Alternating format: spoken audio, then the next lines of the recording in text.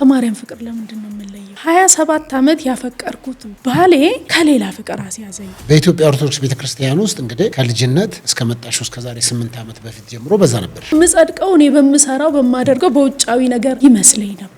የወንድ ፍቅር በልጦባት ነው ከቤተክርስቲያን ፍቅር ከመቤቴ ፍቅር በኪዳነ ምሕረት ጸሎቷን አድርጋ እንባዋን ያበሰችላትን ክዳ የሄደች መናፍቅ ናት ብለው እንዴት ነው እኔ ማርያምን የጌታዬን እናት እምጠላው? ከብርሃን ወደ ጨለማ ሄደች የሚሉ አሉ። ከብርሃን ወደ ጨለማ ወይስ ከጨለማ ወደ ብርሃን? እውነትም እዛው ኦርቶዶክስ ቤተክርስቲያን ውስጥ ሆነን የሚገራርሙ ስብከቶች የሚገራርሙ ዝማሬዎች እኮ አሉ። ግን አሁንም እዚህ ሆኜ ግን ስታይ ሁለት ልብ ነው። አው በተክሊል ያገባውት የ27 ዓመት ባል እኔንም ያስነቀፈኝ እኮ እሱ አባባል ነው ባይዘው እሱ ነው እኮ። አሁን ሰዎች አንቺን ሲያስብ የ27 ዓመት ባሏ ላይ ሌላ ሰው የያዘች ብሎ እንድትታሰብ ይሆናል። ሰያፍ ቃላቶች ናቸው የደረሱኝ የተደወለልኝ። ምን አስተምራለሁ ብለሽ ነው ማፈሪያ? ሌላ ፍቅር ያስያዘኝ ኦር ትዳሬን ያፈረሰ የለም። የት ቤተክርስቲያን ነው የኔ ታሪክ? እዛ ተሰምቷል። 0 ነኝ። የ70 ብር እርዳታ ከዛ መምህርትነት ነው የገባሁት። የትምህርቴ ነገር ፌል አድርጓል። እሱ ነው ወደ ክርስቶስ የገፋኝ። ወደ ክርስቶስ አይደለም ሌላ ሰው ሌላ ሰው ይሄው በቪዲዮን እኮ እየሰማን ለዛም ነው የምነግርህ። ተዋወቅነው እዛው ቅድስት ሥላሴ ሰንበት ትምህርት ቤት ውስጥ ነው። አለባበሳችን፣ አነጋገራችን፣ አኳኋናችን ልጓም ሊሆን የሚችል እኔንም በጣም የጠበቀኝ ትሁት እንድትሆን የሚያደርግ በርካታ ነገሮች አሉ። በነገር እዛ ኢትዮጵያ ኦርቶዶክስ ቤተክርስቲያን ኪሱ ባዶ ነው፣ አካውንቱ ባዶ ነው፣ ምንም ነገር የለም። በሰማይ ተደስተናል። እነዚህን ነገሮች ሰማይ ተኮር መስራት ከጀመረ በኋላ ተመልሶ ምድራዊ ዝማሬዎች መዘመር አልቻለም። ክፍት ሲለኝ እንደዚህ አይነት ዝማሬዎች ከፍት ይሆናል። እሱ ፎሬቨር አያረገው። ጴንጤዎች ቸርች ገባሽ? ገባው። የት ሄድሽ? የመጀመሪያ ጴንጤዎች ቸርች ግር ይላል። እኔ አንድ ነገር ካመንኩኝ የእውነት ልመን እንጂ ሌላው ሰው ስለሚለው ግድ የለኝም።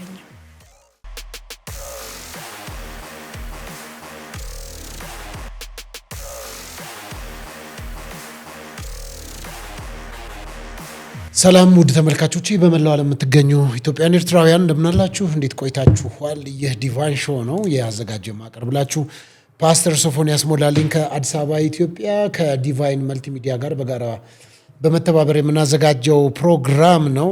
ለዛም ደግሞ ከኛ ጋር አብራችሁ ስላላችሁ ሼር፣ ሰብስክራይብ፣ ላይክ እያደረጋችሁ ስላላችሁ ከልብ አመሰግናለሁኝ። እንግዲህ እንድናስተካክልም እንዲሁም እንድንቀጥልበት በሚፈልጉ ጉዳይ ላይ አስተያየት ስለምሰጡ እናመሰግናለን። ከኛ ጋር ስለሆናችሁ ሼር፣ ሰብስክራይብ፣ ላይክ አድርጉ።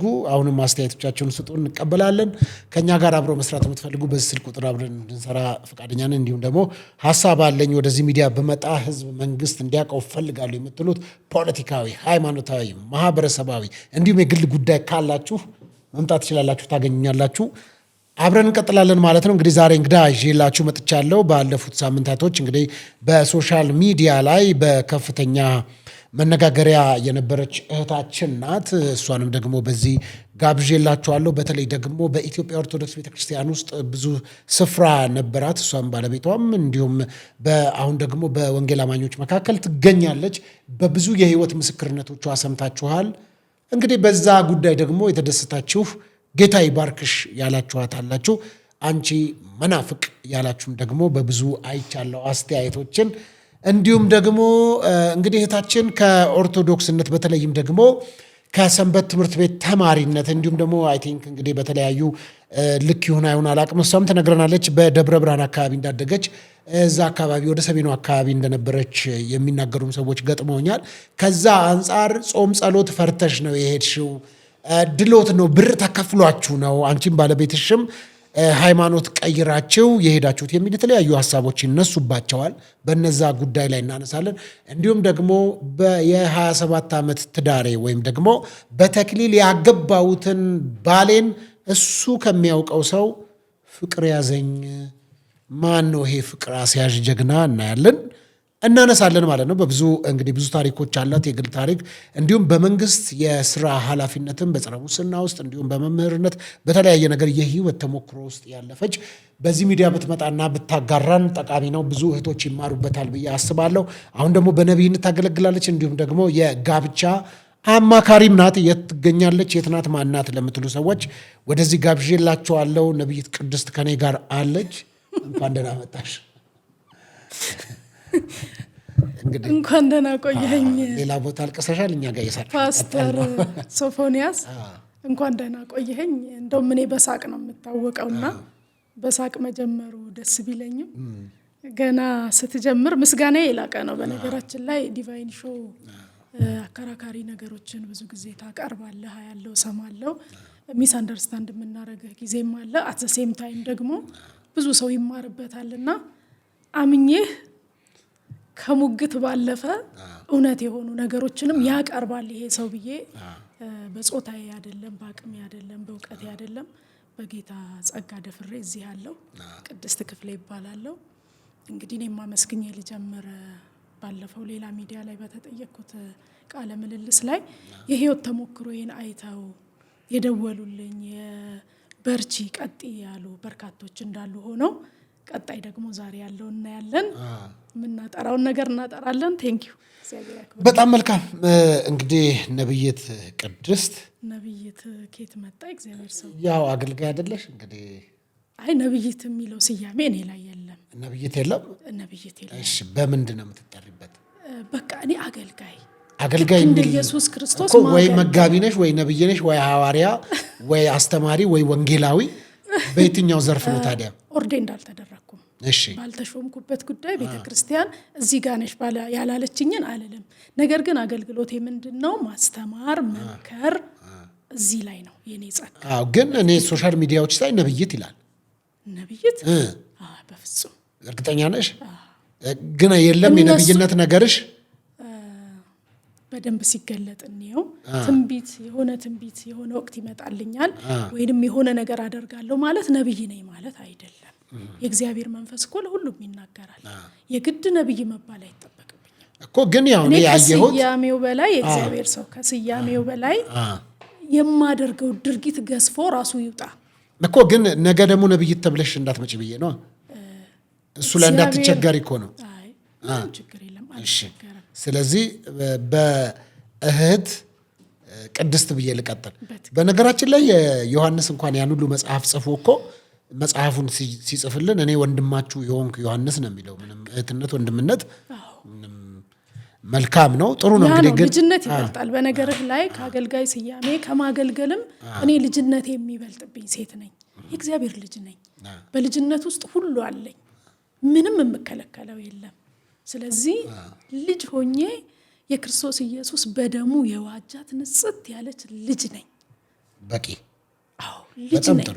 እሺ እንግዲህ ያው እኔ ነብይት የሚል ከአንቺም የቅርብ ሰዎች ስለሰማሁኝ ሶሻል ሚዲያ ላይም እንግዲህ የተወሰነ ይታየኛል ያልሻቸው ሰዎች ናቸው መሰለኝ ነብይት ብለው የሚጠሩሽ። እንግዲህ ከታየሽ ለእኔም ትነግሪኛለሽ እዚሁ፣ ችግር የለም። ከታየኝ ነግሬ እሄዳለሁ። እሺ ደስ ይለኛል፣ በጣም እቀበላለሁ። እሺ አሁን ፕሮቴስታንት ነሽ፣ የወንጌል አማኝ ነሽ? አዎ የወንጌል አማኝ ነኝ። ምን ያህል ዓመት ነሽ? በትክክል ከተጠመቅኩና ወደ ህብረቱ ከተቀየጥኩ ከሆነ 8 ዓመቴ ወደፊት ነሐሴ 13 አሁን የውሃ 13 የውሃ ጥምቀት ከወሰድሽ። ኦኬ። ከዛ በፊት የሰንበት ትምህርት ቤት ተማሪ ነበርሽ? በልጅነት ወራት እስከ ጋብቻ፣ ከጋብቻም በኋላ የተወሰነ የሰንበት ትምህርት ቤት ተማሪ ነበርሽ? ኦኬ። እስከዛ በሰንበት ትምህርት ቤት በመዘምራን ማለት ነው? አዎ በህብረት የመዘምራን ሽብሸባ አለ አይደለ? በሱ ውስጥ እንደ አንድ ነኝ።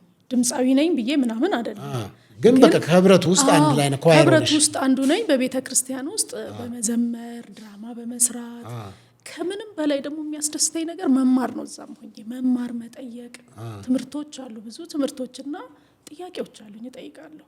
በወቅቱ የሚመልሱልኝ አሉ፣ ያልተመለሱልኝን ኩዌሽን ማርክ እያረኩ አልፋለሁ። ኦኬ። ግን አትቸገሪም ነበር? ለምሳሌ በመጠየቅ ብዙ እኛ ሀገር አልተለመደም። ጥያቄ የተባልሽውን ነገር በየትኛውም ቤተ እምነት ውስጥ ጥያቄ ካነሳሽ ሰዎች የማይመልሱ ከሆነ ንጉሥ አይከሰስ ሰማይ አይታረስ አይነት ነገር ጥያቄዎችን አትጠይቂ ነው ይሄ።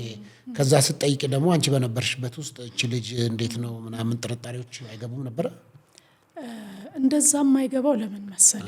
የእውነት ለመናገር የምማረው የእውነት እንዲገባኝ እንጂ ለክርክር አይደለም። ክርክር አልወድም በባህሪዬ ማለት ነው። የሆነ ተሟግቼ ተከራክሬ አሸንፌ ሳይሆን የሆነ እውቀት ልትነግረኝ ከሆነ ጊዜ ሰጥተህ አስረዳኝ። ይሄ እኔ ባህሪ ነው። ስለዚህ ሰንበት ትምህርት ቤት እማራለሁ፣ ኮርሶች አሉ። የግቢ ጉባኤንም ኮርስ ወስጃለሁ። እነዛ ኮርሶች ውስጥ እንደ አንድ ተማሪ እንደ አንድ ኦርቶዶክሳዊት ሴት ልጅ በጣም ስርዓቱን ጠብቄ ነው የምኖረው። እየተማርኩ ያልገባኝ ነገር ሲኖር እኔ ጉባኤ መሀል የግድጃ አውጥቼ አልከራከርም። ታልፊያለሽ? አዎ ይዝና አልፋለሁ። መጠየቅ ያለብኝ አልፋ፣ ከዛ በግል ያወራለሁ። ከኔ የቀደሙኝ ደግሞ ዩኒቨርሲቲ የሄዱ ቴዎሎጂ መግባት እድል የገጠማቸው ወንድሞች ስላሉ እነሱን ቀስ ብዬ ጠይቃቸዋለሁ። ስጠይቃቸው ምን ይሉኛል? አትቸኩይ። አንዳንዶቹ የኔ አይነት ሀሳብ ኖራቸው አገኛቸዋለሁ። ከዛ በቃ ምንም ጥያቄ የለብኝም፣ ደስ ብሎኝ እኖራለሁ። በኢትዮጵያ ኦርቶዶክስ ቤተክርስቲያን ውስጥ እንግዲህ ከልጅነት እስከ መጣሽው እስከ ዛሬ 8 ዓመት በፊት ጀምሮ በዛ ነበርሽ። የት ቤተክርስቲያን ነው? ደብረ ብርሃን ቅድስት ሥላሴ ቤተ ቅድስት ሥላሴ እዛ ከተማ መሀል ያለው አውቀዋለሁ፣ መጥቼ አውቃለሁ። መተነበረ ኦርቶዶክስ ኖ እዛ ያለው ወደ ጻድቃኔ ማርያም ሲሄድ እዛ ሥላሴን የማየት እድል ገጥሞኝ ነበረ። ደብረ ብርሃን ወደ ሰላዲ የማያውቀው የለም። ትልቅ ደብር ነው የእውነትም፣ የተፈራና የተከበረ ነው። ሰንበት ትምህርት ቤቱም እንደዛው ነው። እንደው ዝም ብለህ እንደ ቀልድ ልፍ የምትለው አይደለም። ከስነ ምግባር አንጻር ራሱ ለምሳሌ እንደዚህ ጥፍር ቀለም ተቀብተ ኦር ያልሆነ ነገር ስታረግ የእውነት ነው የምልህ የስርዓት ቤት ነው። የስርዓት ቤት ነው ስልህ እንደው አሁን ዓለም ላይ ላለ ነው በጣም ጠርዝ ለደረሰው አለባበሳችን፣ አነጋገራችን፣ አኳኋናችን ልጓም ሊሆን የሚችል እኔንም በጣም የጠበቀኝ ትሁት እንድትሆን የሚያደርግ በርካታ ነገሮች አሉ። በነገር እዛ ኢትዮጵያ ኦርቶዶክስ ቤተክርስቲያን በተለይ ሥላሴ ደግሞ የምታያት ሴት ያ ነው ምክንያቱ። ጥሩ እጮኛ ስቺ እዛው ሥላሴ ነው? አዎ እጮኛዬን የተዋወቅ ነው እዛው ደብረብርሃን ቅድስት ሥላሴ ሰንበት ትምህርት ቤት ውስጥ ነው። እርሱ የመዘምራን ኃላፊ ነው፣ የአንድ ክፍል ያስጠናል። እኔ ደግሞ ያው እንደነገርኩህ የመዘምራን ቡድን ውስጥ አንደኛ ውስጥ እዛው ማገልገል ጀምሬያለሁ። ኦኬ እዛ ነበርሽ። ከዛ እዛ ትውውቅ ተጀመረ። ባለቤትሽ አሁን በደንብ የሚታወቅ ሰው ነው አይደለም? ስሙን መጥራት ይቻላል እዚህ? በትክክል። እሺ ማን እንበል እንታወቅ? በዛ ዲያቆን ነበረ፣ መዘምራን ነበረ። አይ ቲንክ ግጥምና ዜማም ለብዙዎች በተለይም የነ መምህር በጋሻው አይነት ባች ላይ ነው የነበረው መሰለኝ አይደል? ማን ነው ስሙ? ባለቤቴ እጅግ የምወደው የማፈቅረው በዛኛው ሚዲያ ልናገር እንደወደድኩት ከልጅነት እስካሁን ያለመሰሰት ያለመቀነስ ገና አሁንም ገና 3 ልጆች ወልደን ሲያዩን ገና ያልተጋባችሁ ናችሁ እስኪባል ድረስ ፍቅራችን ትኩስ የሆነ በጣም የምወደው የማከብረው ባሌ የቀድሞ የኦርቶዶክስ ዘማሪ የሆነው ዘማሪ ሀብታሙ ሽብሩ ነው። በብዙ ዝማሬዎቹ ይታወቃል። እዛም ላይ ያልባረከው የለም የሚል ብዙ ናቸው። በተለይም እዚህም ደግሞ በሰማይ ታላቅ ምስጋና የሚል መዝሙር አታውቅም? እሺ እስቲ ልፈልግ። በሰማይ ታላቅ ምስጋና ብለህ የራሱ ፔጅ ላይ ብትፈልግ ደስ ይለኛል። ግን የሆኑ ማህበሮችም ዘምረውታል። እሱና ዘማሪት ዘርፌ ናቸው መጀመሪያ ሊወጡ አካባቢ የዘመሩትና በሰማይ ታላቅ ምስጋና ሀብታሙ ሽብሩ ኦፊሻል ብለህ ብትገባ ከእንትና ጋር ከዘርፌ ጋር ያለውን የመጀመሪያውንም መስማት ትችላለህ። የአሁኑን ግን የራሱ ኦፊሻል ዩቲዩብ ላይ እንደገና ሰርቶታል። እንዲያስታውሱት የተወሰነ ሰማይ ነው።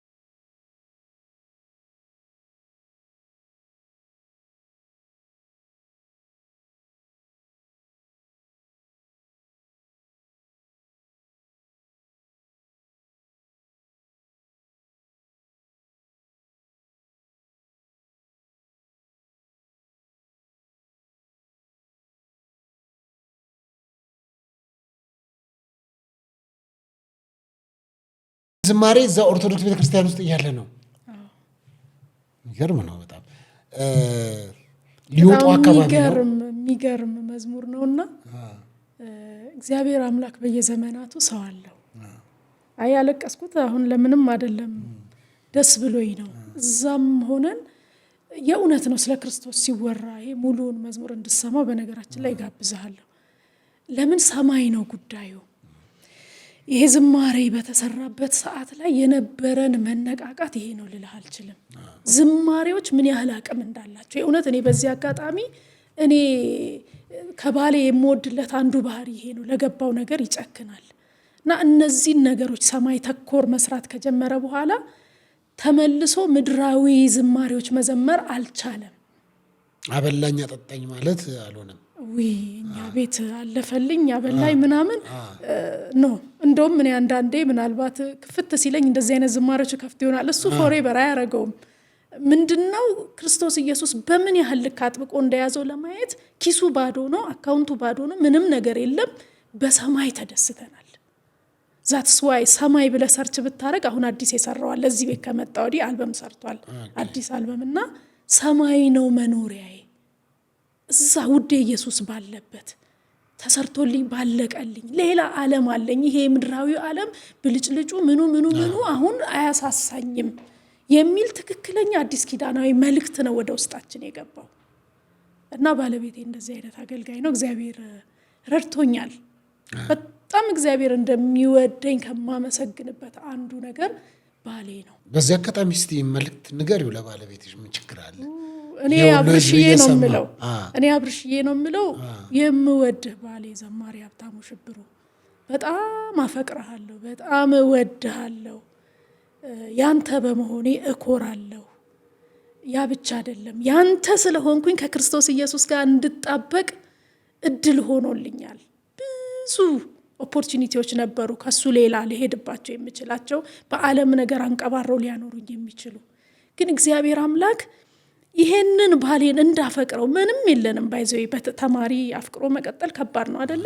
የኔ ታሪክ እዛ ተሰምቷል። 0 ነኝ፣ የ70 ብር እርዳታ፣ ከዛ መምህርትነት ነው የገባሁት። የትምህርቴ ነገር ፌል አድርጓል። ይሄ ፍቅር የሚባለው ነገር ግን በእኔ ቦታ ትልቅ ስፍራ አለውና እወድሃለሁ አብርሼ፣ አፈቅርሃለሁ። ተያይዘን እስከ ሰማይ ነው። ምድር የሚቀር ፍቅር የለንም እኛ። ታላቁን ይዘናል በመካከላችን። የቤታችን ራስ ክርስቶስ ኢየሱስ አለ፣ ደስታችን አለ። ስለዚህ በርታልኝ። ደግሞ አሁን የምጀምረው አሁን ይዞት እየመጣ ያለ አዲስ ነገር አለ። በራሱ አንደበት እንዲነገር ስለምፈልግ ነው። እጸልያለሁ። ነብይ ነሽ እንዳትል ስለ ትንቢት አይደለም። ቤት ቁጭ ብለን የተጸለየበት ያለቀውን ነገር ነውና ጌታ ኢየሱስ መልካም ነው፣ ከፍ ያረጋል፣ ያየኸውን ትወርሳለህ። በርታ። ጥሩ። እዚህ ላይ የሚነሳብሽ እንግዲህ ባለቤትሽን የገለጥሽበት መንገድ ብዙ ሴቶች ይጋባባቸው ጥሩ ነው። እንደዚህ አይነት መልካም ነገር ሰው ስለባሉ በዛ ልክ ሲናገር ደስ ይላል። ግን ቅድስት የኢትዮጵያ ኦርቶዶክስ ቤተክርስቲያንን ለቃ ያወጣቸው ወንድ ብላ ነው። የወንድ ፍቅር በልጦባት ነው ከቤተክርስቲያን ፍቅር፣ ከመቤቴ ፍቅር በኪዳነ ምሕረት ጸሎቷን አድርጋ እንባዋን ያበሰችላትን ክዳ የሄደች መናፍቅ ናት ብለው ያነሳሉ። ለዚህ ምን ትመልሻለሽ አንቺ? ልክ ነው፣ እንደዛ ነው የሚሉት። ጉዳዩ ግን እንደዛ አይደለም። ስለማፈቅረው እሱን ላለማጣት ብዬ ባለመግባባት እንደውም ወደዚህ እንዳዘነበለ ሳቅ ወደ ወንጌል አማኞች በቃ ትዳሬን፣ ተክሊሌን፣ ሕጌን ልታፈርስብኝ ነው ብዬ ረጅም ሙግቶች በጓዳ ነበሩን። ሌላ ቦታ ስለተናገር ነው ላለመድገም ነው። ሳይገባኝ አልመጣሁ። ሕግ ተሰጠ ይላል አይደለም? ሕግ የተሰጠው አፍም ሁሉ ይዘጋ ዘንድ ነው ይላል የመጽሐፍ ቃል። ዓለም ሁሉ ከእግዚአብሔር ፍርድ በታች ይሆን ዘንድ ነው። እኔ ይሄ መረዳት የገዛ አካሌ ነው ሲያስረዳኝ የነበረው። አልረዳው ስለው ብለህ እግዚአብሔርን የኃጢአት ቆጣሪ ገጠመ ልትለው ነው? ምን ማለት ፈልገህ ነው እያልኩ ከራከር ነበረ። እና በዚህ ሰዓት ባሌን ስለምወደው ሳይሆን ያዳነኝን ጌታ በጸጋ እንዲያው እንዴት አድርጎ እንዳዳነኝ ለእኔ ብቻ ሳይሆን እኔን ሲያተርፈኝ ማንም ደግሞ አሜን ብሎ ለተቀበለው የሚያድን አምላክ እንዳለኝ ሲገለጥልኝ ነው። ያኔ ሰርቼ በጣም የስርዓት ሰው ነኝ። መጾም፣ መጸለይ ቅድም ብለሃል። እንደውም ጾም ጠልታ ነው ብለሃል። ኖ ወይ መጾም መጸለይ አይደለሁም እኔን ባለቤቴን በፍጹም ከየትኛውም አይነት ስርዓቶች እንዳይጎድል እንደው ካለባበሱ ከጸጉር አቆራረጡ ከምኑ መውጫ መግቢያ ነው የማሳጣው። የእውነት ነው የምልህ። እና ምን ማለት ነው? ያ አገልጋይ እንደመሆኑ መጠን ላለማስነቀፍ እንዳይነቀፍ እኔ አገልጋይ ሚስት ነኝ ብዬ በጣም ቴኬር አረግ ነበረ። ምን ማለት ነው? ምጸድቀው እኔ በምሰራው በማደርገው በውጫዊ ነገር ይመስለኝ ነበረ። ነገር ግን እውነቱ ሲገባኝ አይደለም። ለካ አዲስ ኪዳን ላይ ነው ያለሁት። ለካ ያ ሕግም ለእኔ አይደለም የተሰጠው። እኔ ልፈጽመውም አልችልም። ልሞክር ብል አንዲቷንም ሕግጋት ልፈጽማት አልችልም። ክርስቶስ ኢየሱስ ሰርቶልኝ ጨርሶልኝ ተፈጽሟል ኑሪ ብሎኝ ይሄን መጽሐፍ ቅዱስ የሚባለውን የእውነት መንፈስ ያለበትን መጽሐፍ ሰጥቶኛል። ለካ ይቺ ፓርት አልገባችኝም። ከዛ ልክ ይሄ ሲገባኝ እሱ በብዙ ይታገል ነበረ እኔ እንዲገባኝ። በቃ እኔ እንደውም በዚህ አጋጣሚ መልእክት ያለኝ ለሴቶች ለባሎች ሰሚት እናርግ ማረገው ምለው ዛትስ ዋይ አልሰማህም ያልኩበት ወቅት ነበረ። ለምን አካዳሚካሊ አውቃለሁ ብዬ ማለት ነው። የሆነ እያነበብኩት አይደል የተለየ ትርጉም አትስጥለው ነበረ። ጌታ መንፈስ ቅዱስ ግን በራሱ ጊዜ እንድማር በር ነው የከፈተልኝ። የሆነ ቲዮሎጂ መጣኝ አካባቢ መማር በመጀመርኩበት በመጀመሪያዋ ቀን ከዚህ በኋላ ሶሪ አንተ እንኳን ብትመለስ እኔ አልመለስም። ባለቤትሽ ወዴት አለው? ጴንጤ ቸርች ለመግባት የመጀመሪያዋን የሆንኩ። እሱ እኮ ጨርሶ ተቀምጧል። ህብረት ቢያረግ ከነ መጋቢ በጋሻው ጋር ነው። ከዛ ውጭ ሌላ ቤት አያውቅም። የእውነት ነው የምልህ። በጣም ሀምብል ትሁት፣ ሰው ማስከፋት የማልፈልግ ራሴን ስገልጥልህ እየተኮፈስኩ አይደለም። ለማህበረሰብ እሴት የምጠነቀቅ ሴት ነኝ። ከዛ በኋላ ምን እንደነካኝ አላውቅም። ምንንም አልፈራም። ውስጤ የገባው መንፈስ በጨለማ ነው እየተማርኩ የምገባው። አሁን የ8 ዓመት ከምናምን ልጅ አለኝ። እሱን አራስ ቤት ትቼ ነው ቴዎሎጂ ልማር የሄድኩት። ጴንጤዎች ቸርች ገባሽ? ገባሁ። የት ሄድሽ? የመጀመሪያ ጴንጤዎች ቸርች የተስፋው ዘር ዓለም አቀፍ ቤተክርስቲያን ይባላል። እዛው ደብረ ብርሃን። እዛው ደብረ ብርሃን። ሐዋርያው ወጣት ልጅ ነው። አታምንም። እሱን ተከትዬ መሄዴ በራሱ ይገርመሃል። እሱ ነው እርግጥ ፈልጎ ወደ ቤታችን የመጣውና የቴዎሎጂውን ባለቤት ወደኛ ቤት ያመጣው እሱ ነው። ሶቴሪያ ባይብል ኮሌጅ ይባላል። ፓስተር ዳዊት ጥላሁን ካወቀው። በዚህ አጋጣሚ በጣም ላመሰግነው ወዳለሁ። ለምን እንደሆነ ታውቃለህ? እዚህም መጥቼ በሁለት እግሬ አንዴ በጸጋ አንዴ በሕግ እያልኩ የአንዴ በራሴ ጥረት አንዴ በጸጋ እያልኩ እንዳልወላገድ በቃ በጸጋው ካዳንኩ የሚያኖረኝም የሚያስቀጥለኝም ይኸው ጸጋ ነው፣ ይኸው ክርስቶስ ኢየሱስ ነው፣ አቅሜ እኔ አይደለሁም የሚል ኮንፊደንስ እንዲኖረኝ ያስተማረኝ መምህሬ አፖስትል ካሌብ ሙላቱ ይባላል። ሰሜን ላይ ወንጌል ጠንቋይ ቤት አይቀረው ምን አይቀረው በእግሩ እየሄደ በፈረስ እየሄደ በስንት አደጋ ውስጥ ሆኖ የሚያገለግል ወጣት የኔ ታናሽ ነው። እዛ ነው የገባሁት። አንቺ ትታወቅ ያለሽ አሁን ለምሳሌ እዛ ማህበረሰቡ ያቅሻል። እንግዲህ በጣም የሚታወቅ ዘማሪ ባለቤት ነሽ። ግር አላላቸውም? እዛ ስትገቢ ምንድን ነው የሚለው ነገር ብሏቸዋል። ግር ይላል። ግን ከዛ በኋላ እኔ አንድ ነገር ካመንኩኝ የእውነት ልመን እንጂ ሌላው ሰው ስለሚለው ግድ የለኝም። አሁን ደግሞ ያመንኩት ብላክ ኤንድ ዋይት የተጻፈ በእኔ ብታምኑ ሕይወት ይበዛላችኋል ያለውን ክርስቶስ ኢየሱስን ነው። የዓለሙን ንጉሥ ነው። ስለ እኔ ብሎ እሱ መቻፈረ። እርቃኑን ቀራንዮ አደባባይ ላይ ሲሰቀልልኝ ኢየሱስ ተሸማቋል? እሱ በድሏል? አልበደለም። እሱ የሆነ ምንም ባላደረገበት የዓለምን ሁሉ ኃጢአት ሰብስቦ ቀራንዮ አደባባይ ሳያፍርብን በእኛ ምትክ ከተወገረልን እኔ ስለሆንኩ ነው የማፍረው። በክርስቶስ አላፍርም። አልጠነከርሽም? ገና መገፋት አለ። አንቺ ጴንጤ፣ አንቺ መናፍቅ፣ በስንዴ መጣ። ስለ መገፋቱም አላሰብኩትም በወቅቱ። የሚገርም አሁን ራሱ እግዚአብሔር ያኔ አይኔን ጋርዶልኝ ይመስለኛል ሁላ ያሳለፈኝ ጋርዶኝ ነው እንጂ ሰዎች እንዴ የገዛ የሚያውቁኝ የቅርቦቼ ጀማሪ ምንድን ነው ከጳጳስ ይበልጣል የሚባል አባባል አለ አይደለም? እና አወቅኩ አልሽ እረፊ። በነገርህ ላይ ይሄ ቋንቋ ከወዳጆቼና ከበፊቱ ብቻ ሳይሆን እዚህ ካለው ከወንጌል አማኝ ወዳጆቼም ደርሶኛል። እኛ ለዘመናት ስንኖር እንዳንቺ ያልሆንም ሰከን በይ እንጂ እንዴት ኢየሱስ ፍቅር ገብቶ ለሰው አለመንገር መድኃኒቱን ይዘህ ሰው እንዲሞት መፍቀድ እኮ ነው። መድኃኒቱ በእጅህ እኮ ነው ሶፊ። መድኃኒቱን በእጅህ ይዘህ ይሄ ካሜራማን ሳትነግረው እንዲሞት ፈቀድክለት። ይሙት፣ አንተ እኮ ድነሃል፣ ይዘኸዋል። እኔ እንደዛ ነው የገባኝ። ስለዚህ እንኳን ልደበቅ፣ እኔ ልጋለጥ፣ እኔ ልወገር፣ እኔ ልራብ፣ ቀጥሎ የሚመጣብኝም ፈተና እኮ አላውቀውም። በወቅቱ ደህና ነበር ሁሉም ነገር ላይ። መሀል ላይ ብዙ ነገሮች አልፈዋል። ቢሆንም ግን አሁንም የማይቆጨኝ የማይጸጽተኝ፣ ቅድም ስለ ባሌ ፍቅር ነበር አይደለም ምነግርህ፣ የክርስቶስ ፍቅር ማነጻጸሪያ የለውም፣ ማወዳደሪያ የለውም። ከምን አይነት ከማላውቀው ከጨለማ ከድቅድቅ ጨለማ ወደሚደነቀው ብርሃን ወደ ራሱ ወደ ልጁ ነው እኮ ያስገባኝ። ይህንን መንግስት በምን አገኘዋለሁ? ሰው እዚህ ውስጥ ከገባው በኋላ ምን ያስፈራኛል? ጌታ መንፈስ ቅዱስ ስራው ይሄ አይደለ እንዴ? ኃይልን እስክትቀበሉ አትውጡ ነው አይደለ ያለው? እውነት ለመናገር ቤት ውስጥ ሆኜ ሊጸልይ ሲመጣ ፓስተሩ መንፈስ ቅዱስን እንድቀበል ሲጋብዘኝ ኖ ሳይገባኝ ምን እንዴ መጀመሪያ እኔ ስለ ልሳን መሞላት ትፈልጋለህ እንዴ? ምን ልሳን መጀመሪያ መች ገባኝና ኖ ነው የምለው። ሲገባኝ ነው ኮንፊደንሻሊ ማወራው። ዘን በትምህርት ሂደት ነው ሁሉ በጸጋ መዳኑ። ለካኔም ለእግዚአብሔር መንግስት በጣም አስፈላጊ ሰው መሆኔን፣ ለካ በጾታም ዲስክሪሚኔት መደረግ እንደሌለብኝ፣ አሁን እኔም ለዓለም የምመሰክረው እውነት ልቤ ውስጥ እንደታተመ ገባኝ። ከገባኝ በኋላ ያው እንደ ተናካሽ ውሻ ጎረቤት አይቀረኝ፣ ስራ ባልደረባ አይቀረኝ፣ ትልቅ ነው አልል፣ ትንሽ ነው አልል፣ ግን በሙግት አይደለም።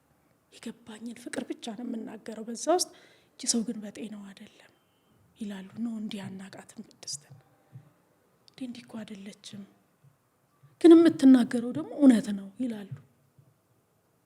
ሰው በዚህ ውስጥ እግዚአብሔር ራሱ እንጂ የሰራው እኔ አይደለሁም። ግን እንዴት ነው በእናንተና በፕሮቴስታንቱ መካከል ደላላ ነበረ ያገናኛችሁ? ለምሳሌ ሰዎች ወደ ፕሮቴስታንት ወደ ወንጌላውያን ሲቀላቀሉ ገንዘብ ተከፍሏቸው ነው፣ ገንዘብ ተሰጥቷቸው ነው።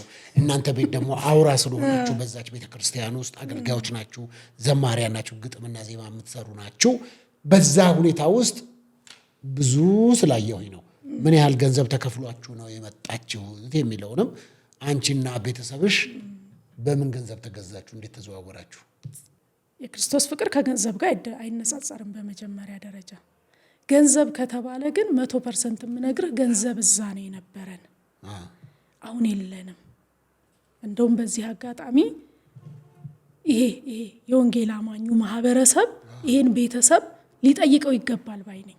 በድፍረት ነው የምልህ። እንደዚህ እንኳን ሊሰጠው ያለውን ነው ያጣው። ለማንም ብሎ አይደለም፣ ለክርስቶስ ፍቅር ላንተ ብዬ አይደለም፣ ለህብረቱ አይደለም፣ በግሌ ደግሞ ያስቻለን እግዚአብሔር ነው ሁሉን እንድንተው። ገንዘብ ተከፈላቸው ደላላ ላልከው አፖስትል ካሌብ ሙላቱ፣ ሐዋርያው ካሌብ ሙላቱ ብለህ ሰርች ብታረግ እሱ ነው እንግዲህ ደላላ ከተባለ ደላላው እሱ ነው። ወደዚህ ምንም ነገር የሌለው ስቲል በክርስቶስ ፍቅር የሚቀጣጠል የትም ሄዶ የሚማገን ሰሜን ሸዋ ላይ አደባባይ ስብከት ወጥቶ ጋሪ ላይ ቆሞ የሚመሰክር ለወንጌል ያለው ጥማትና ፍቅር ብቻ ነው ወደኛ ቤት ያመጣው። ሜቢ የመጣበት አንዷ ፖይንት በድብቅ አስራት መባለ እልክ ነበር። ትንሽ እየገባኝ ስለነበረ የደሞዜን አስራት ለአንዷ ፕሮቴስታንት ጓደኛዬ እከሌ አትበይ ስጪ ብዬ እልክ ነበረ። እሱ ብር እሱ እጅ ላይ ወደቀ። አንቺ በኦርቶዶክስ ቤት ውስጥ ሆነሽ ማለት ነው? የሚከፍሉት መስዋዕትነት ሚዲያ ላይ ያለው ባይዘዌይ ሚዲያ ላይ ሚዲያ ላይ አነባለሁ፣ ወንጌል ይከታተላለሁ። ፌስቡክ ረጅም ዓመት ነው ያለኝ እና ወንጌል በቅንነት ሲመሰከር ስለምወድ በቅንነት ወንጌል ለሚሰሩ ለምትያቸው ስጪልኝ ብዬ ሰጣታለሁ። ግን በተዘዋዋሪ ወደሱ ጋር ሄድ ነበር አንቺም ሳታውቂው?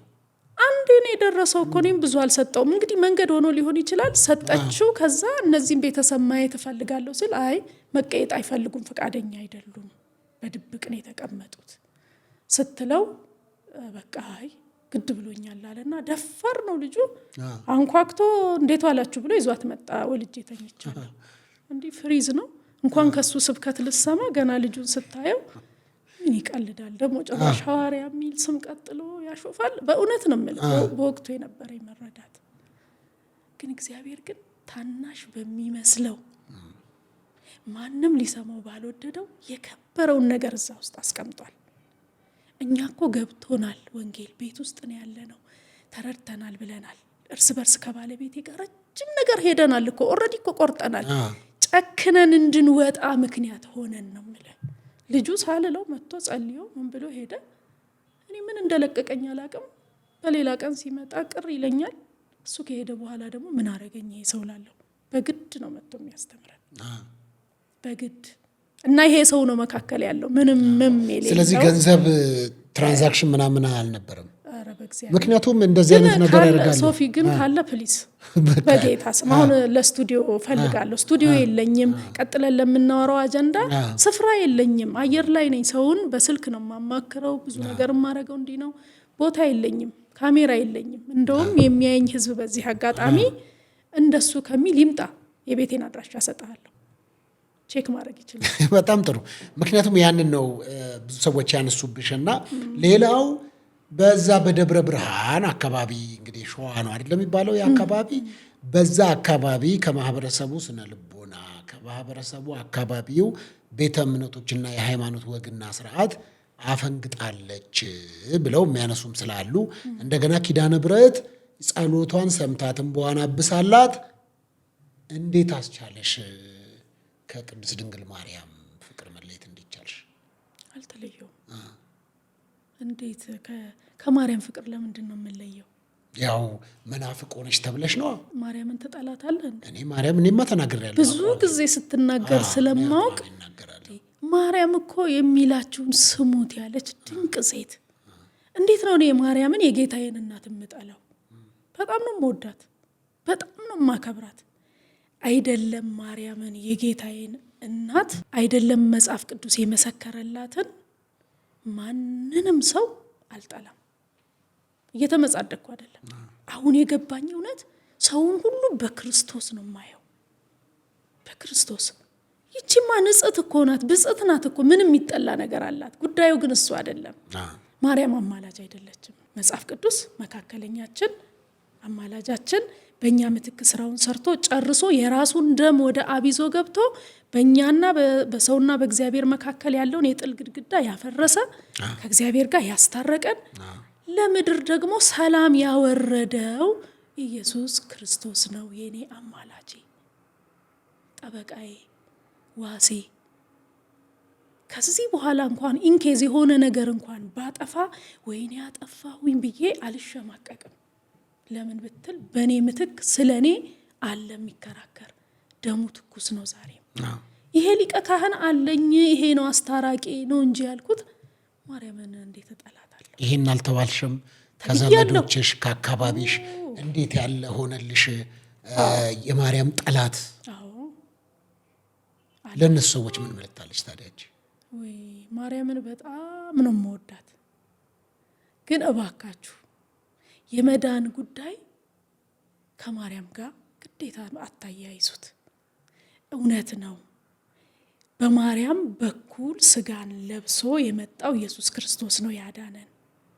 ግን አንዱ ስለ ሁሉ የሞተው ክርስቶስ ኢየሱስ ነው ያዳነን። እሱን ብታምኑት፣ እሱን ብትቀበሉት፣ ያኔ ማርያምን አሁን ከምትወዷት በላይ ተወዷታላችሁ። አሁን ከምታከብሯት በላይ ታከብሯታላችሁ። ስለዚህ ወደ አዳኙ ኑ ነው የምለው። በማንም በኩል በአቋራጭ መዳን የለም። በክርስቶስ በኩል ካልሆነ በስተቀር መዳን የለም። እንዲያው በጸጋው እያወራን ያለነው ስለ ዘላለም ሕይወት ነው፣ ስለ መውደድና ስለ መጥላት አይደለም። ዘላለም ሕይወት ውስጥ ደግሞ የምትገባው የሆነን አካል ወደህ ወይም ጠልተህ አይደለም። ፓስተርዬ እኔ አንተን ብጠላ ከዘላለም ሕይወት እኮ አልሰረዝም። ግን የወረስኩት ሕይወቴ የክርስቶስ አይነት ሕይወት ወይም ዘር ውስጤ ስላለ ልጠላህ አልችልም። ከጠላሁ ዜር ኢዝ ሳምቲንግ። አንተን ሁልጊዜ የምኮንን ከሆነ እኔ ጋር ኮናኙ ሕግ ነው ያለው ማለት ነው። በሕግ እየተተዳደርኩ ነው ማለት ነው። ስለዚህ እኔ እዛ ውስጥ የለውም። የፍቅር አምላክ ነው የገባኝ። ስለዚህ ብትችሉ በጌታ በኢየሱስ ስም እለምናችኋለሁ፣ መጽሐፍ ቅዱስን አንብቡ። ስለ ሁላችን የሞተውን የተሰቀለውን የተንገላታውን እውነትም እዛው ኦርቶዶክስ ቤተ ክርስቲያን ውስጥ ሆነን የሚገራርሙ ስብከቶች፣ የሚገራርሙ ዝማሬዎች እኮ አሉ። 100% እኮ ልክ አይደለም እኮ። ነገር ግን በክርስቶስ ኢየሱስ ላይ ምንም አይጨመርበትም። ለመዳን ለመውደድ አሁንም እወዳታለሁ፣ አከብራታለሁ። ቅዱሳንን፣ ሰማዕታትን፣ ስለ ክርስቶስ ኢየሱስ ዋጋ የከፈሉትን እወዳቸዋለሁ፣ ከነሱ እማራለሁ። ፓስተርዬ እንኳንስ ቅዱሳን እኔን እኮ የሆነ ነገር ታካፍለናለች ብለህ ነው አይደል የመጣው? ከህይወታቸው እማራለሁ። ለትምህርታችን ነው የተጻፈው። መጽሐፍ ቅዱስ ሲጻፍ እኮ ለአንድ ዓላማ ብቻ አይደለም። ለመዳን አለው፣ ለመምከር አለው፣ ለብዙ ነገር አለው። ስለዚህ ለየትኛው ዓላማ ነው እንዲህ የምትሉት? ይሄን ከምንሟገት ወረድ ብለን ጌታ መንፈስ ቅዱስን የጥበብን መንፈስ እንዲያበዛልን እንጸልይ ነው የምለው።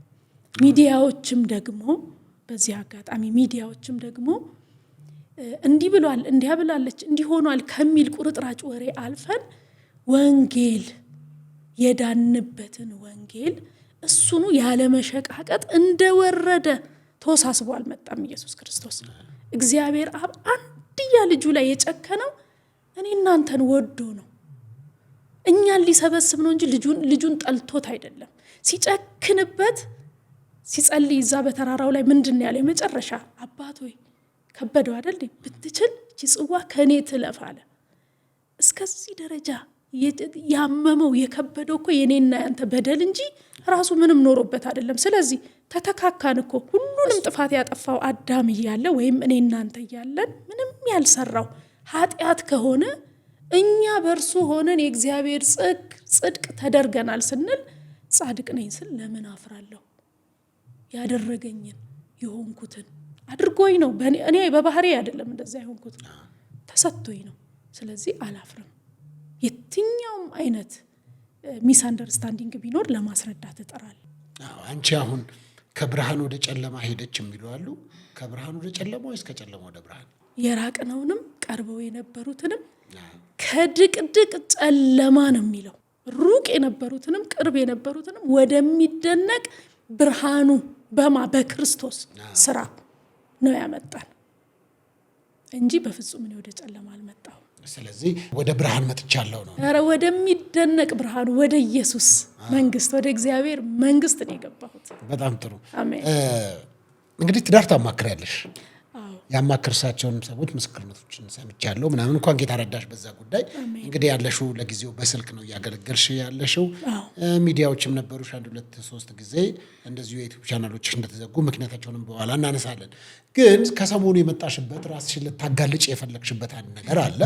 ያም ደግሞ የትዳር አማካሪ ሆና እንዴት ነው በዚህ ልክ በተክሊል ያገባሁትን የ27 ዓመት ባለቤቴን እሱ በሚያውቀው ሁኔታ ሌላ ሰው ላይ አፈቀርኩ የሚል ሐሳብ ይዘሽ እንደዚህ መምጣት እና አሁን እቺ ምን ብላ ነው ትዳር ልታማክረን የምትችለው? እንዲህ አይነት ታሪክ ያላት የ27 ዓመት ባሏ ላይ የሄደች ሴት እና ሌላ የያዘችበት ሴት በምን ሞራል ነው አማካሪ ነኝ ብላ የምትመጣው ብለው የሚያነሱ ቢኖሩ ምን ምላሻለሽ አንቺ? ጥሩ ጥያቄና መብራራት ያለበት ነው። እንደውም በዚህ ጉዳይ ላይ ደንግጠው ባለቤቴም ጋር ይደወሉ አሉ። ገና ቪዲዮ ሲለቀቅ እሱም እስኪያየው ድረስ ደንግጧል። በነገር ላይ ምን ብለሽ መተሽ ነው ብሏል። እና ምን ማለት ነው ይሄ የተምኔል አሰራር ጉዳይ፣ የዩቲዩብ አሰራር ጉዳይ ሆኖ ይሆናል እንጂ ቃል በቃል እንደዛ አይደለም ያልኩት። ጉዳዩም እንደዛ አይደለም። ሙሉን ቪዲዮ ደግሞ እንዲያዩ ትጋብዛለህ። ግን ጋዜጠኛውም የተናገረው ነገር አለ። በአፉ ቀጥታ ተናግሮታል። እሱኛው የኢንትሮዳክሽን ጉዳይ ነው። እኔ በሌለሁበት ነው የተቀረጸው። ኦኬ፣ እሱም በደንብ እናነሳለና ምክንያቱም እንዲህ አይነት ትሪክ ካለ ይህንን ትሪክ እንደዛ ካለ በግልጽ አንቺ በሌለሽበትም ከሆነ አንዳንድ አካሄዶች ልክ ስለማይሆኑም ሚዲያዎችንም አለማመን ውስጥ ስለሚከተል በጆሮሽ እየሰማሽ ቁጭ ብለሽ አንቺ ይሄ ንግግር እየተነገረ አሜን ብለሽ እኔና አንቺ አሁን ለምሳሌ እዚህ የተቀረጸን ለተናገርኩት ነገር አሜን ካደለ አይደለም ብለሽ ነው ማለት ያለብሽ እንጂ ከወጣሽ በኋላ ምን ማለት ነው? ይሄን እንስማው። በተክሊል ያገባሁት የ27 ዓመት ባሌ እሱ በሚያውቀው ከሌላ ፍቅር ያዘኝ። ኦኬ፣ እዚህ ጋር በተክሊል ያገባሁት የ27 ዓመት ባሌ እሱ በሚያውቀው ሁኔታ ሌላ ሰው አፈቀርኩኝ ምንድነው ሊትራሊ ነው የሚያወራው። ይሄው በተክሊል ያገባሁት የ27 ዓመት ባሌ እሱ በሚያውቀው ለ27 ዓመት በተክሊል ያገባሁት ባሌ እሱ ራሱ ባልሽ በሚያውቀው ሌላ ሰው ምን አልኩኝ አፈቀርኩኝ። እስቲ ማን ነው? ይሄንስ ደግሞ እየሰማሽ አሁን መተሽ ለተምሌን ነው ምናምን በሚል ትንሽ ነገር አልፈዋለሁ ካልሽ እኔ ጋር ወንፊቱ ትንሽ ጠበብ ያለ ነው። ስለዚህ በደንብ አድርገሽ አስረጅ። አንቺ በሌለሽበት የተቀረጸ ነው። ለኢንትሮዳክሽን እንደዚህ አድርጎ የቀረጸው እኔ በሌለሁበት ነው። ግን ከመልቀቁ በፊት ነግሮኛል። እንደዚህ ልለው አስቤያለሁ እንዳትረበሺ ምን ታስቢያለሽ ብሎ ሲለኝ ደነገጥኩኝ። ከለቀቃት በኋላ ነው የነገረኝ። ከዛ ግን እውነቴን ስለማውቀው ምናምን አለሁኝ። ቅድም አንተም ጋር ስመጣ ያላልኩትን ልታወጣው አትችልም። ያልኩትን ነው። አንድ ሰው በእግዚአብሔር መንፈስ ተመርቶ የተናገረውን ነገር ደግሞ አጥፍቶ ከሆነ ይቅርታ ይላል። የኔ ግን ምንድነው ካልክ ያወራንበት ሞቲቭ ሙሉ ቪዲዮ ላይ አለ። ኢንትሮዳክሽኑ ላይ እንዲህ ብሎ ቢቀመጥም ተምኔሉ ላይ ቢልም ምንድነው 27 ዓመት ያፈቀርኩት ባሌ ከሌላ ፍቅር አስያዘኝ አይነት ነገር ነው። ያ ምንድነው ፍቅር እሱ ጋር ነው፣ ከሱ የሚበልጥ ፍቅር የለም ብዬ እፎይ ብዬ ቁጭ ያልኩ ሰው ኢየሱስ ክርስቶስን ካገኘሁት በኋላ የእውነት ነው የምልህ ምድር ላይ ያለው ነገር በሙሉ ቀለለብኝ። ከዛስ ከመቅለሉ የተነሳ ድሮ ለባሌ የነበረኝ ፍቅር የቀነሰ እስኪመስለኝ ሌላ በቃ ላይ ገዢ የሆነ ፍጹም የተሾመ አካል ወደ ህይወቴ መጣ ነው። አሁንም ደግሜ እነግርሃለሁ ይሄ ነው ባሌ ላይ ባሌ የሚያውቀው ፍቅር አስያዘኝ ያልኩት ይሄንን ነው። ምን ማለት ነው? ራሱ ባሌ ነው ወደዚህ ጌታ ሲገፋኝ የነበረው። ግን እዚህ ላይ በዚህ ሚስ አንደርስታንድ ያደረጉሽ ሰዎች ትዳር እንዴት ታማክራለች ሲሉ በፍጹም ሌላ መካከለኛ የለም፣ ሌላ ፍቅር ያስያዘኝ ኦር ትዳሬን ያፈረሰ የለም። እኛ አሁንም በፍቅር ነን፣ እኛ አሁንም ከነ ልጆቻችን ነን፣ እኛ አሁንም በሰላም ነን። ምንም አይነት ክፍተት የለም። እዚህ ላይ ሚስ አንደርስታንዲንግ ተፈጥሮ ከሆነ በዚህ እንዲስተካከል በጌታ ፍቅር ላሳስባችሁ ወዳለሁ። የተፈጠረ ነገር የለም። ወደ ትዳር ማማከሩ ስንመጣ አንድ ሰው የራሱን ነገር አፍርሶ መጥቶ አንተን ሊልህ አይችልም። ልክ በሆነበት ጉዳይ ነው እኮ አንተን ጋይድ ሊያረጋ የሚገባው። ተሳስጄማ እንዴት ጋይድ አረጋቸዋለሁ እኮ። ለዛም ነው ታዲያ እንደዛ ካልሽ ወይ ለዛ ነገር ምላሽ መስጠት ነበረብሽ፣ አለበለዚያ ደግሞ ከውሸት ጋር ተባብረሻል ማለት ነው። አልተባበርኩም፣ ጊዜ እየጠበቅኩ ነበረ። አይደለም ከውሸት ጋር የተባበርሽበት ምክንያትማ ደውሎ ሲነግርሽ እንደዚህ አድርጌያለሁ ኖ ያወራሁት ነገር ከተምኔል ጋር እኔ ሚዲያ ላይ ረጅም ዓመት ቆይቻለሁ። ሰዎች ከስቱዲዮ ከወጡ በኋላ በዚህው አለባበስ አንቺ ያለሽ አስመስዬ ልቀርጽ አልችልም። ነውርም ነው፣ ልክም አይደለም፣ አልቀበለውም። ከዛ አንፃር ያ ነገር ልለቀው ነው ብሎ ልጁን በጨዋነት ከጠየቀሽ ለቆት ነው የጠየቀሽ። ኢንትሮዳክሽኑ ተለቋልና ብዙ ያረበሸኝ ለምን እንደሆነ ታውቃለህ? አባባሉን ብየዋለሁ፣ ግን እሱ እንዲሆን አድርጎ ብሎታል። እንዲስብ አድርጎ ተመልካች እንዲስብ አድርጎ ተናግሮታል እንጂ አላልኩም እኮ። አዎ ባሌ እሱ ነው ወደ ክርስቶስ የገፋኝ።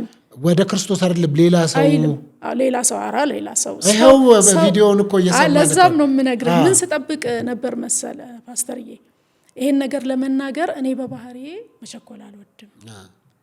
መቸኮል ስለማልወድ ይችን ነገር ለማጥራት አጋጣሚ ጠብቅ ነበር። የራሴ ሚዲያ ላይ ለመግለጥና ለመስራት ሳስብ ዩቲዩብ ተዘጋ ወዲያው በስንተኛው ቀን። አሁንም በሶስተኛ ጊዜ ዩቲዩብ ተዘጋ። የራሴ ዩቲዩብ ላይ ከሱም ጋር አውርተናል ከሚዲያው ባለቤት ጋር በራሱ ስቱዲዮ ራሱ ተቀርጸን ተስተካክለን አዲስ ቪዲዮ ሌላ ቁጥር 2 የተሳሳቱትን አስተካክሎ ለመልቀቅ አስበን ነበረ። ያ ሳይሆን ቀረ። አሁን ግን በዚህ አጋጣሚ ይሄ እድል ከተገኘ እውነት ነው፣ መቼም አይደበቅም። መሬት ላይ ያለው ህይወት ያሆኖ ሳለ ተደማጭነትን ለማግኘት ብዬ አንዳችም ያደረኩት ነገር የለም። በዛ ላይ ለምንድን ነው የምደመጠው? የእውነቴን ነው የምልህ። ምንም ከሌለኝ መጀመሪያውኑ ለፈረሰ ነገር ምን ልትሰማኝ እመጣለሁ አንተ ጋር? ያም ደግሞ የእግዚአብሔር ጊዜ ከሆነና በዚህ ጉዳይ ላይ እንድናገር ከተፈለገ አንተንም እንድትጠራኝ እንግዳህ እንድታረገኝ ያደረገው አንዱ ነገር የትዳር ጉዳይ አይደል እንዴ? ፈርሶማ ቢሆን አጠራኝም ነበር። እኔ በቅርበት የሚያውቋቸው ሰዎች መረጃው ስለሰጡኝ ነው። ግን እዚህ ላይ የተባለው ግን ያው በተክሊል ያገባሁት የ27 ዓመት ባል እኔንም ያስነቀፈኝ እኮ እሱ አባባል ነው። እሱ ነው እኮ ሰው ሁሉ ያን ሁሉ መልካም ንግግሮችሽን እንዳይወስዱ በዚህኛው ነገር የተሳበ አሁን ሰዎች አንቺን ሲያስብ የ27 ዓመት ባሏ ላይ ሌላ ሰው የያዘች ብሎ እንድትታሰብ ይሆናል። ጸያፍ ቃላቶች ናቸው የደረሱኝ። የተደወለልኝም ምን አስተምራለሁ ብለሽ ነው? ማፈሪያ፣ አርፈሽ ተቀመጪ። መጀመሪያውኑ የራስሽን ሳትይዢ ሌላ ሰው ልመክሪ ትወጫለሽ የሚሉም አሉ። ግን አሁንም ደጋግም የምለው ሙሉን ይዩት። በጣም ጥሩ። እንምጣና የትዳር አማካሪ ነሽ። ከዛ ቅድም እንግዲህ ለ27 ዓመት ፍቅር ውስጥ ነኝ። 6 ዓመት በጮኝነት 21 ዓመት በትዳር 3 ልጆች አፍርታችኋል።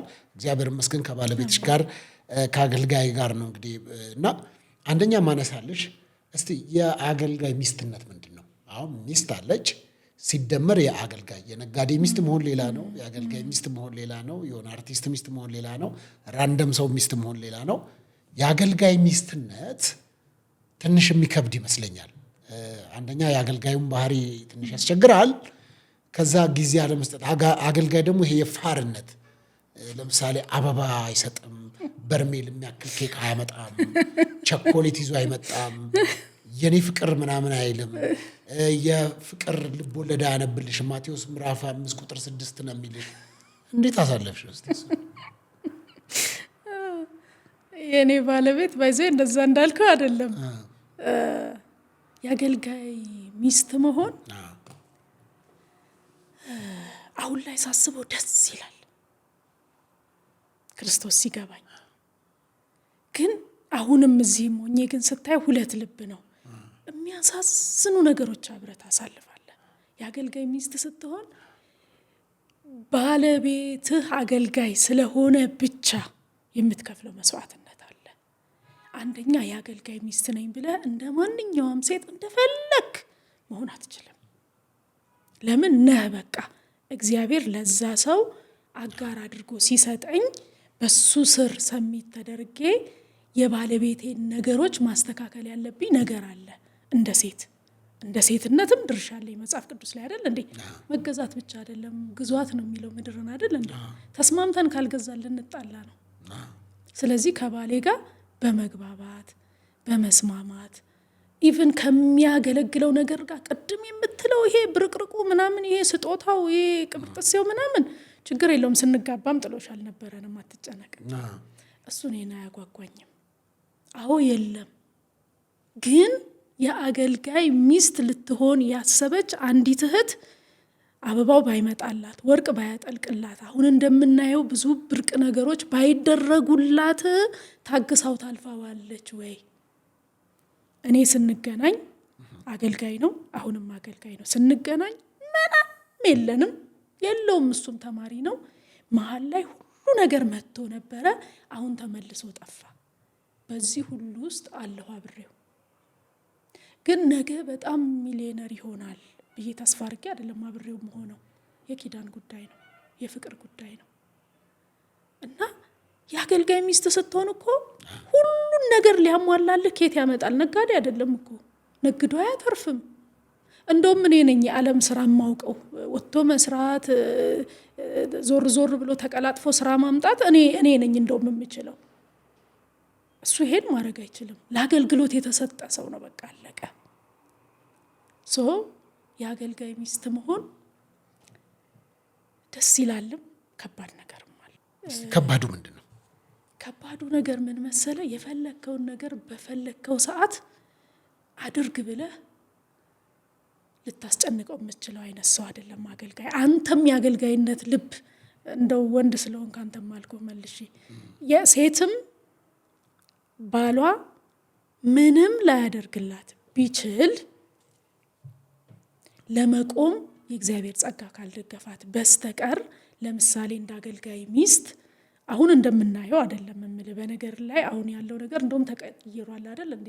እንደውም የአገልጋይ ሚስቶች ናቸው አሁን ቅንጡ ኑሮ የምናየው። እንደሱ መስሏቸው እንዳይሳሳቱ፣ በእውነት እንዳትሳሳቱብኝ። እኔ አላቅም። እኔ እንደ ቤቴ ነው መሰክረው። እኔ የዘማሪ ሀብታሙ ሽብሩ ሚስት ቤቴ ውስጥ ምንም በሌለ ሰዓት አብሬ ከባሌ ጋር ያገኘሁትን የምበላ ደግሞ ያገኘለት ስቀን ሄደን እኩል የምንበላ እንጂ የኔ ፍቅር ብሎ አበባ ከውጭ ይዞ መምጣት ምናምን እሱ አይደለም ያቆየኝ። አይችልበትምም ባይ ኔቸር አይችልም። እንደውም እኔ ነኝ አንዳንድ ሰርፕራይዝ ትንሽ እሱን ደስ እንዲለው ካለበት ሁኔታ እንዲወጣ እንደውም እኔ ነኝ የምሞክረው። ትንሽ አልፈልግም ማለት ግን አይደለም። የዛን ሰው ስሪት መረዳት ያስፈልጋል። ሰወደው እንደወደድኩት እንደዛው ነው። ፍቅር እኮ ይታገሳል አይደል? ፍቅር ይችላል። ፍቅር አንዱን ያረጋል እንጂ አልሰጠኝም ተብሎ የሚባል አይደለም። እና የአገልጋይነት ሚስት ደስ የሚለው ፓርት መግባቢያ ቋንቋ አንድ አይነት ነው። እኔ አማርኛ ሳወራ አንተ ጉራግኛ አታወራም። አንድ አይነት መግባቢያችን ኢየሱስ የሚባል አምላክ ስላለ እዛኛው ሚዲያ ላይ ብየዋለሁ። ኢንኬዝ እኔ ዛሬ አሁን ከዚህ ስወጣ የሆነ ነገር ብፈልግ ባለቤቴ እንደሌለው አውቄ አላስጨንቀው። ለአባቴ ነው የምነግረው። በቃ በዚህ ሁኔታ እንድኖር ተመችቶሃል? በእኔ ውስጥ የሚታየው ክርስቶስ አይደለ? አሁን ደግሞ እያጋለጣችሁኝ አይደለ? በቃ በዛ ላይ ደግሞ መኖር ማለት ይሄ ነው። በቃ ኑሮ ማለት ይሄ ሰው ፊትን የሚያየው ነው። እግዚአብሔርስ የሚያየው የልብ ጉዳይ እሱኛው ነው ሊያሳስበን የሚገባው። እንደውም እንዳገልጋይ ሚስት እጸልይለታለሁ ወይ አሁን ስለኔ አይደለም። አንዳንዴ ስለኔ ትቼ ስለሱ መኖር አለብኝ። ለምን? ሊያገለግል ሊወጣ ነው። ኢየሱስን ይዞ አደባባይ ላይ ሲወጣ ባሌ ያለ ነቀፌታ እንዲቆም እኔ ካስነቀፍኩት ወጋሁት ማለት ነው። አገልግሎቱን አበላሸሁበት ማለት ነው። እንዳናስነቅፈው ሆነን መኖር አለብን። ግን እንደውም አሁን እኮ ቅድም እያነሳሽው ነው። እንደውም አሁን እናያለን በተለያየ የቲክቶክ ፕላትፎርም ላይ አገልጋዮች ሚስቶቻቸውን ይዘው ውሃ ዳር፣ ሐይቅ ዳር፣ አሸዋ ጋር ተያይዘው ከዛ ደግሞ አንዳንዶቹ የህንድ ፊልም መስል አይቻለሁ። ነብይ ነው ቁጭ ብሎ እሷ ደግሞ ከጀርባ መታቀፍ ስታረገው ምናምን አትጓጉም? እነሱ ሚዲያ ላይ ስታይ ብዙ አልጓጓም።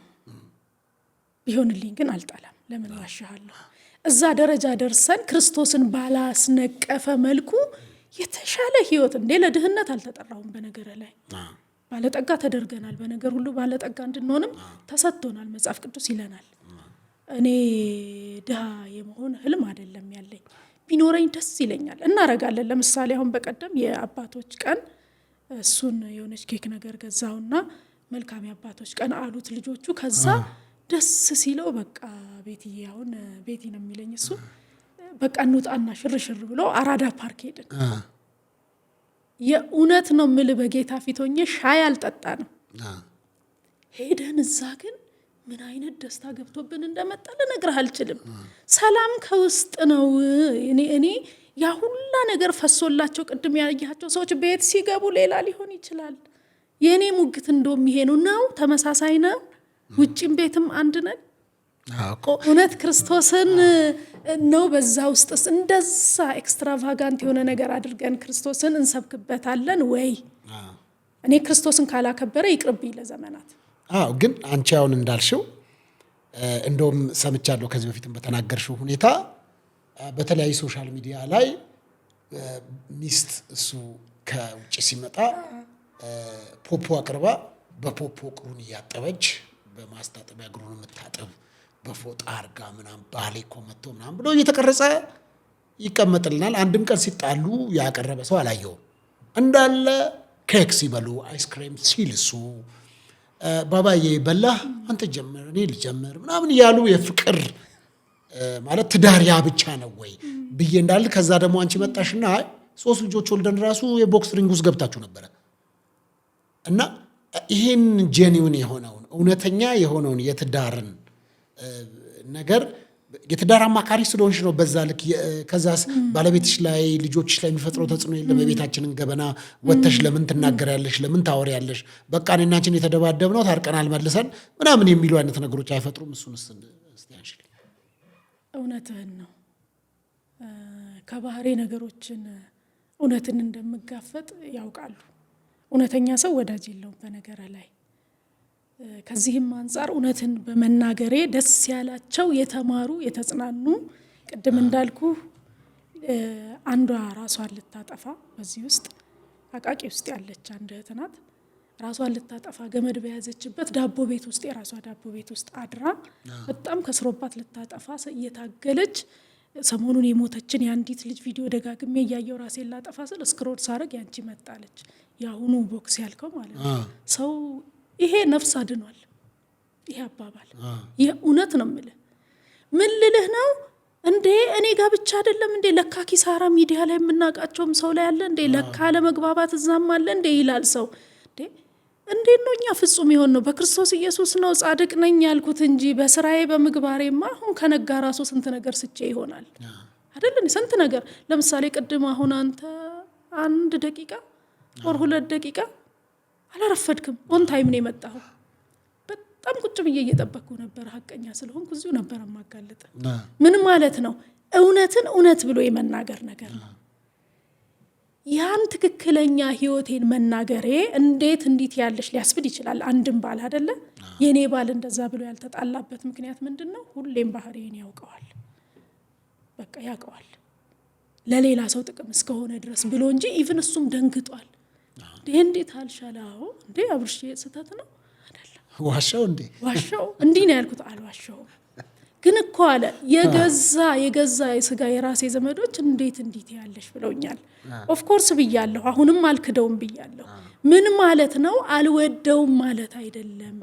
ሰዎች ትኩስ ዳር ላይ ሆነው ቢጣሉ እነሱ ላይ ብቻ የተከሰተ እንዲመስላቸው ስላልፈለኩ ነው ራሴን ያጋለጥኩት፣ ራሴን እንደዛ የተናገርኩት እንጂ በጣም የሚያፈቅረኝ የሚወደኝ ባል ነው ያለኝ። እኔ እሱን ተውና የኔ ከባድ ነው። ምንም ብትለኝ በሱ ጉዳይ ላይ አልደራደርበት። ግና በዚህ ትዳር ውስጥ ግን ያለፍናቸው እያንዳንዱ ነገሮች ለሰዎች እንደ ትምህርት ይሆናሉ። አተን እናቃለን። አዎ አውርተነው አይደለም። አተን ማጣትን እስከ ጥግ፣ ማግኘትን እስከ ጥግ፣ መጣላትን እስከ ጥግ፣ መፋቀርን እስከ ጥግ አይተነዋል። ዘን አሁን ልክ ነገሮችን በክርስቶስ ሆነ እያየ ስትመጣ እየሰከንክ ስቴብል የሆነ ላይፍ ላይ ትደርሳለህ። ያው ግን ምን መሰልሽ የተለመደው ደበቅበቅ እየተደረገ አሪፍ። አሁን ለምሳሌ እዚህ የምንቀርጸው ቪዲዮ ራሱ እኮ ኤዲት ተደርጎ ከፈለግን ጥለን ምርጥ ነው ምንለው ነው የሚሄድ። ልክ እንደዛ ሶሻል ሚዲያ ላይ ሰው ትዳሩን እንደዛ ያደርጋል። ጳውሎስ እንደሚናገር እንግዲህ ነገራችን በእግዚአብሔርና በሰው ፊት የተገለጠ ነው የሚለው። ማለት የተሰወረ ነገር የለም። ደግሞ እናንተ አገልጋዮች ናችሁ፣ በቃ የወጣችሁ ሰዎች ናችሁ። ከዛ አንጻር እኔ ምንም ያስተምራል ብዬ ነው የማስበው እንጂ ባይዘወይ ባለቤቴም ይሄን ነው የሚቀበለው። እንደዚህ ቅድም ያልካቸውን የመዝናናት ነገሮች እሺ ናቸው። ካየ ባሎች ብዙ ጊዜ ወደ ቤታቸው ውጪ ተዝናንተው ምናምን የምታውቃቸው ምሳሌ ባይምሮ ሊመጣ ይችላል። ተዝናንተው ስቀው ከሌሎች ጋር ከሁሉም ጋር አገልጋይ መመጥተው ልክ ቤቱ ሲደርስ ከበር ሲሪየስ ሆኖ የሚገባው ወይም ደግሞ ቤት ውስጥ ሚስቱን አበሳጭቶ ምናምን አድርጎ ልክ መድረኩ ጋር ሊደርስ ሲል ድምፁን የሚለውጠው ነገር ዋይ ለምን እንዳለን አናወራም? ቅድም እኔ እናንተ ቁጭ ብለን ስናወራ ከነበረው ለምን እንለይብሃለሁ? ያ ድምጼ ራሱ ነው መሆን ያለበት። አንድ ሴት ገጥማኛለች እንደዛ ስትል እንግዲህ ባባባል። ምክንያቱም ባሏ ቤት ውስጥ ይደበድባታል፣ አገልጋይ ነው እና ቤት በጣም ነው አቢዩዝ የሚያረጋት ምናምን። ሲሰብክ መድረክ ላይ ግን የኔ ፍቅር ማሬ በመካከላችን አለች ምናምን ያሲል አባት ወይ ብላ ተንበርካ ጸል ሁሌ ቤታችን ይሄ መድረክ ይሆን አለች። ምክንያቱም መድረክ ላይ ሌላ ነው ሲወርድ ሌላ ነው። ከዛም ደግሞ ባለፈ ሰዎችን የአገልጋይ ሚስት ሲኮን አገልጋይ ስሜት የሌለው ፍቃድ የሌለው የማይበሳጭ የማይናደድ ቁጡ ሁሉ ጊዜ ቤተክርስቲያን ሲሄድ ሃሌሉያ እንደሚለው እቤትም ልጆቹን ሃሌሉያ እባክሽ ውሃ ስጪኝ ነው የሚልሽ። እንዴት ነው ራሱን ነው አይደል? ሌላ በነገራችን ላይ መድረክም ላይ ያው ነው ይባል ትንሽዬ ነገር እንኳን እውነት ተከራክረን የሆነ ነገር ከሆነ ኢሚዲየትሊ ትተነው ቅድም እንዳልኩ ራሳችንን ማከለኛ የለም ትተነው ስቀን እኔው አብሬ ጸልየለት ተስማምተን እንጂ የምንሄደው እኔ እሱ ሲያመልክ ቅድም መዝሙሩን ስከፍተው ገና እንባዬ መጣው። አይኖ እንዴት እንደሚኖር አውቀዋለሁ ለክርስቶስ ፍቅር። ማንም እኔ እንደሚረዳው አይረዳው። ሁሉን ነገሩን ችሎ ጸጥ ብሎ የሚኖር ሰው ነው። ጸጥ ብሎ የሚኖር ሰው ስልህ እንደሌላው አገልጋይ የተሻለ መኪና የተሻለ ቤት ምናምን ኖሮት እኛን ማዝናናት ስላልፈለገ አይደለም። አቋራጭ ነገር ስለማይፈልግ ነው። ስለዚህ መድረክ ላይ እሱ ቆሞ የሆነ ነገር ሲል እምባዬ ይፈሳል፣ አልችልም። የእውነቴን ነው የምልህ። አብሬው በሄድኩበት አልቅሼ ነው መጣው። ምኑ መሰለህ የሚያስለቅሰኝ የክርስቶስን ፍቅር እኩራ ብዬው ስለምካፈል ነው። እዚህ ጋር የሚሻክረኝ ነገር የለም። ወጥቶ እዛ ጋር የሚያወራው ነገር አይቆረቁረኝም። ቤት ውስጥም ያው ስለሆነ በቃ ያው ነው፣ አይቆረቁረኝም። በጣም መልካም። እንደዚህ ምስክርነት ነው እና በዚህ አጋጣሚ ወንድማችን እግዚአብሔር ይባርክ። እንግዲህ ብዙዎች ወንዶች ኩራት ነው ማለት ነው እና ጥሩ ነው። ይገባል። በእውነት እንደዚህ የእውነት ለሚኖር ባል ይገባዋል። ግን አብርሽ ይሄንን ስል እንድትመጻደቅ አይደለም፣ እሱም መመጻደቅ አያውቅም። እንዲመጻደቅ አይደለም፣ ጥሎታል። ጥሩ። ይሄን የምለው ለሌሎችም ምሳሌ ስለሆነ ለሚስቱ የሚታዘዝ ባል፣ እሺ የሚል ትሁት ባል ነው። አሁን ባልነት መስፈርቱ ተቀይሮ ብዙ ወጣቶች እንግዲህ ሶሻል ሚዲያም ላይ ስላለሽ ስለምታቂ ለእኔ ባል መሆን የምትፈልግ ይህን ያህል ገቢ ያለ መኪና የምትነዳ እሱም ደግሞ ተቀጥረህ አይደለም የራስህ መኪና ያለ እና መስፈርቱ በዝቷል ለባልነት፣ በተለይም ደግሞ ከቁሳቁስ ጋር በተያያዘ እንግዲህ በእናንተ ዘመን ቀርቷል ማለት ነው። ይሁን አሁንስ ይቻላል ወይ ለሚለው ነገር እናንተ አሁን ተማሪ ናችሁ፣ በባዶነት የተገናኛችሁት ያ ነገር መቀጠል ይችላል። አሁን ዘንድሮ ይህንን የማይቀበሉ አሉ። ከቁስ የሚጀምር ይሄ አብሮ እናድጋለን አብረን ከፍ እንላለን የሚለው ነገር ቀርቶ ያደገ የጨረሰ ሰው ነው የሚፈለገው። ከዛ አንጻር ምን ትመክራለሽ እንደ አንድ የጋብቻ አማካሪ? አንድ የመጽሐፍ ቅዱስ ጥቅስ እንዳነብ ይፈቀድልኝና ኤፌሶን 5:33 ላይ እንዲህ ይላል፣ ስለዚህ ባል ሚስቱን እንደ ራሱ አድርጎ ይውደድ፣ ሚስትም ባሏን ታክብር። አሁን እዚህ ውስጥ ይውደድ እንጂ የምትወደውን ሁሉ ያርግላት አይልም። ሲወዳት አንተ ለምትወደው ነገር ማትከፍለው ዋጋ የለም። ለምሳሌ ይሄን ዲቫይን ሾውን ባትወደው ኖሮ ቁጭ ብለህ ስትሟገት አትኖርም። ትወደዋለህ፣ አገልግሎትህን ማትከፍለው መስዋዕትነት የለም። መጀመሪያ ሊወዳት ነው የሚገባው። እንዴት ነው በማስታወቂያ ጠርቼው ሀብቱን ነው እንጂ የማገባው እሱ እኔን እንዴት ሊወደኝ ይችላል? እኔ ይሄን መስፈርት በፍጹም አልቀበለውም። የምመክረውም አንዱ ዓላማዬም ትዳር ተብሎ ሲታሰብ እባካችሁ ወደ እግዚአብሔራዊ ሐሳብ እንመለስ። ተቋሙ የእግዚአብሔር ነው። የተከበረ የተወደደ ባል ወንድ ሚስቱን እናትና አባቱን ይተዋል ከሚስቱም ጋር ይጣበቃል የተባለበት የተወደደ የክርስቶስና የኢየሱስ ምሳሌነት ያለው የተወደደ የተከበረ ተቋም ነው።